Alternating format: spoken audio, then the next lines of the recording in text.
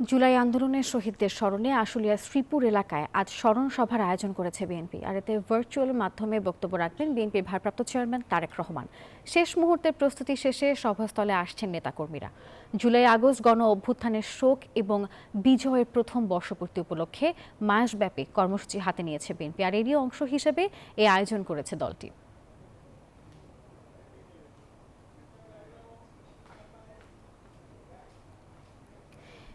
দর্শক, এই বিষয়ে আরো খবর জানাতে যুক্ত হচ্ছেন সাভার থেকে সহকর্মী নাজমুল হুদা। নাজমুল, জানাবেন বিএনপির স্মরণ সভার প্রস্তুতি আপনি কেমন দেখছেন? নেতাকর্মীরা আসতে শুরু করেছে কিনা, কি বলছেন তারা?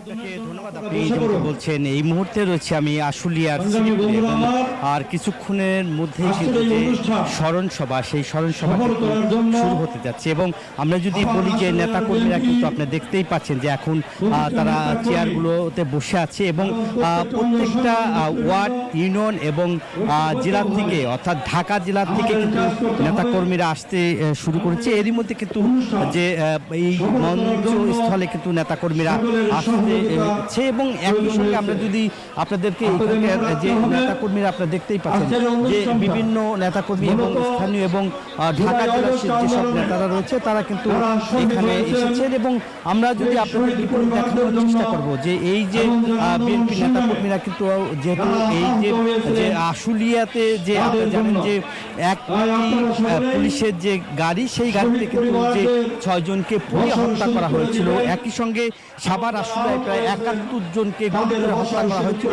সেই জায়গায়। এবং সেই যে যারা নিহত, যারা পরিবার, অর্থাৎ নিহত পরিবার এবং যারা আহত, তারা কিন্তু এখানে আছেন। এবং আমরা যদি একই সঙ্গে আপনাদেরকে দেখাতে চাই যে এখানকার নেতাকর্মীরা কিন্তু এসেছেন এবং তারা কিন্তু যে এইখানে যে যারা নিহত পরিবারকে সম্মাননা দিবে এবং তাদেরকে আর্থিক সহায়তাও করবেন।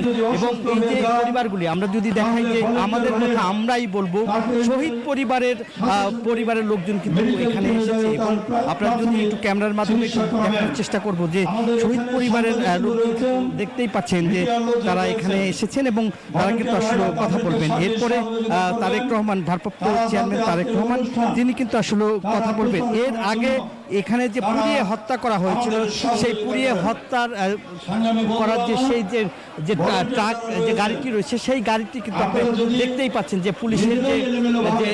পুলিশের যে গাড়ি, সেই পুলিশের গাড়িতেই তাদেরকে এখানে রাখা হয়েছিল এবং এই গাড়িতেই কিন্তু তাদেরকে 6 জনকে পুড়িয়ে হত্যা করা হয়েছিল। তাদের স্মরণেই কিন্তু আজকে শ্রমিক জনতা এবং যাদের এই যে গুলি করে হত্যা করা হয়েছিল এবং 24 আপনারা জানেন যে এই যে গণহত্যা চালিয়েছিল, গণহত্যার কারণেই কিন্তু আপনার এই যে নেতাকর্মীরা কিন্তু আজকে এসেছেন। এবং আমি যদি এখানকার শহীদ পরিবারের সাথে একজনের সাথে কথা বলার চেষ্টা করবো যে তাদেরকে এখানে আসা হয়েছে। বান্ডেল থাকলে প্রতি সেনমানিতে টাকা বাঁচবে। বিকাশ সেনমানি বান্ডেল কিনে জিতুন প্রতি লেনদেনে।